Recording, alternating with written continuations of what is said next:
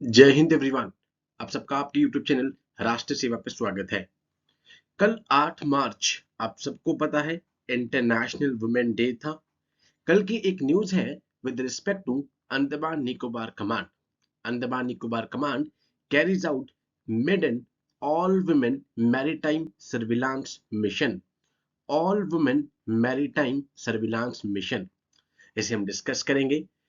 Defence aspirants के लिए ये न्यूज बहुत इंपॉर्टेंट है बिकॉज ये एग्जाम में पूछी जा सकती है। सबसे पहले हम अंडमान निकोबार कमांड के बारे में भी पढ़ेंगे बिकॉज आईएनएस जटायु आपने देखा अभी 6 मार्च को हमने सेकंड नेवल बेस यहां पर कमीशन कर दिया है लक्षद्वीप में। इससे पहले हमारे पास एक और नेवल बेस था आईएनएस द्वीप रक्षक, और अब इसी के साथ आईएनएस जटायु के बाद दो नेवल बेस हो गए हैं लक्षद्वीप में। जटायु मिनिकॉय आइलैंड में है एंड द्वीप रक्षक कवरत्ती पे। अब हम डिस्कशन करते हैं पहले अंडमान एंड निकोबार कमांड के बारे में।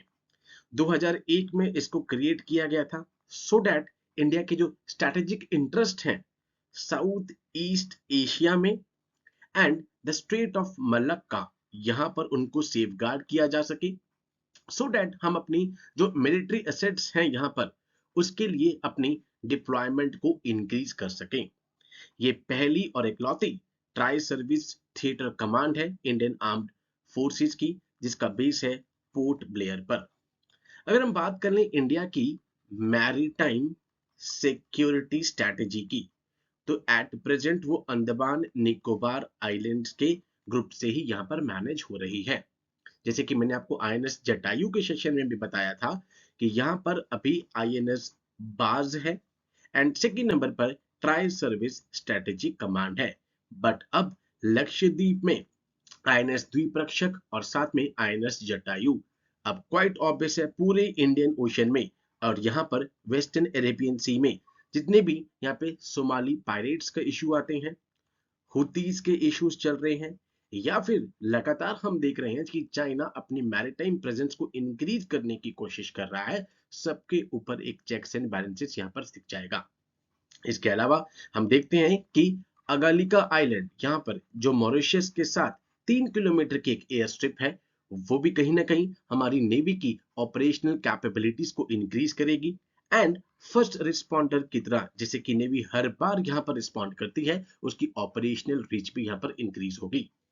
उसके बाद हमने देखा कि लक्षद्वीप में अगाती अगाती पर भी एयर स्ट्रिप यहाँ पर है, तो यहाँ पर ये सारी चीजें अब इंडियन ओशन में नेवी की ऑपरेशनल रीच को इंक्रीज करेगी। दिसंबर और जनवरी में हमने देखा भी जब यहाँ पर पायरेट्स वाले इश्यू आते हैं, जब नेवी फर्स्ट रिस्पॉन्डर की तरह एक्ट करता है एंड बहुत से लाइफ्स को यहाँ पर सेव करता है। अगर अब हम बात कर लें इसकी all women maritime surveillance mission की, बिकॉज कल 8 मार्च को आप सबको पता है इंटरनेशनल वुमेन डे था एंड ये कल की न्यूज है। A maiden all-women maritime surveillance mission was undertaken by Andaman and Nicobar command. हमने डिस्कस कर लिया, पहला कीवर्ड था इसमें इस न्यूज में 40th एनिवर्सरी थी INAS 318। ये सेकंड कीवर्ड है, इसको भी हम डिस्कस करेंगे and the international women day on March 8 2024। अब इस क्रू को यहाँ पे जो क्रू था दैट इज आईएनएस उत्कृष। उत्कृष इस पे कौन कौन यहाँ पर ऑफिसर थे? लेफ्टिनेंट कमांडर शुभांगी स्वरूप, lieutenant commander Divya Sharma and lieutenant Vaishali Mishra. ये तीन उस पे यहाँ पर वुमेन ऑफिसर थी। Okay, the occasion highlighted the crucial role played by the women combatant in all the walks of naval air arm। naval air arm में यहाँ पर जो भी यहाँ पर women officers का जो crucial role है उसको highlight किया गया, which include pre-flight briefing, meteorological briefing, medical checkup, air traffic control, all of which were conducted by women officers।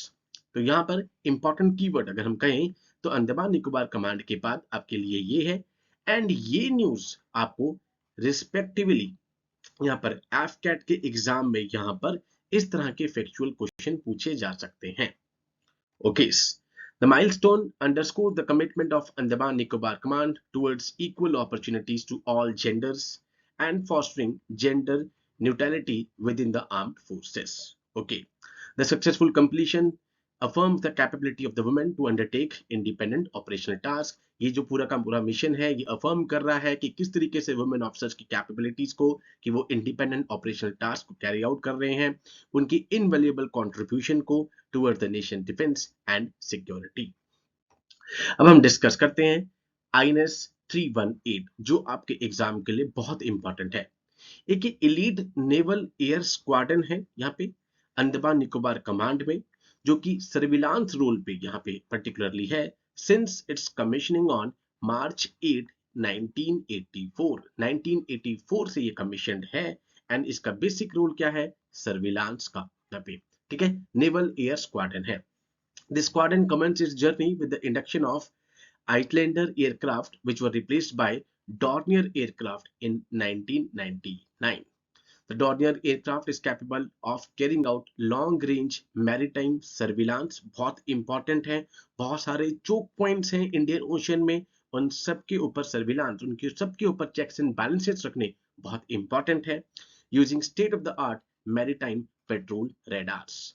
तो ये डायरेक्टली आपसे क्वेश्चन पूछा जा सकता है INS 318 के बारे में कि नेवल एयर स्क्वाड्रन है अंडमान निकोबार कमांड में, ठीक है, अंडमान निकोबार कमांड एक लौती ट्राई सर्विस कमांड, ठीक है, बेसिक रोल क्या है? सर्विलांस का इसका रोल है, 1984 से ये कमीशन है। तो ये न्यूज, अब इस पूरे न्यूज में से तीन चीजें, नंबर 1 अंडमान निकोबार कमांड, उसके बाद हमने INS के बारे में डिस्कस कर लिया, नंबर 3 यहाँ पे तीनों वुमेन ऑफिसर्स के नाम पूछे जा सकते हैं। इसके अलावा आपको मैंने पिछले वाले टॉपिक के साथ आपको इस पे कनेक्ट करवा दिया है। At present maritime security strategy Andaman Nicobar group of islands यहाँ पे चल रही है, INS बाज and tri service strategic command. उसके बाद अब लक्षद्वीप में हम देख रहे हैं INS जटायु एंड INS द्वीपरक्षक, दो नेवल बेस हमारे पास आ गए हैं। एंड हम देख रहे हैं कि लास्ट वीक मिलेन 2024 एक्सरसाइज भी कंडक्ट करी गई वाइजेक में, जहां पर anti piracy, anti drone, anti narcotic operation के ऊपर फोकस रखा गया एंड किस तरीके से नेवी की operational reach, operational capabilities increase हो एंड यहाँ पर फर्स्ट रिस्पॉन्डर की तरह लगातार नेवी, जैसे कि हर बार यहाँ पे फर्स्ट रिस्पॉन्डर होती भी है, तो नेवी फर्स्ट रिस्पॉन्डर की तरह एक्ट करे। एंड जो भी यहाँ पर इश्यूज चल रहे हैं, फॉर एग्जांपल ये horn of Africa that means जिसमें 4 कंट्रीज आती हैं, हॉर्न टाइप शेप है, Somalia, Eritrea, Ethiopia and Djibouti, ये 4 कंट्रीज हैं जिनको हॉर्न ऑफ अफ्रीका कहा जाता है। एंड हम यहाँ पे देखते हैं कि अरेबियन सी है एंड यहाँ पर सोमालिया से रिलेटेड पायरेसी का बहुत इशू रहता है, दिसंबर और जनवरी में हमने देखा भी।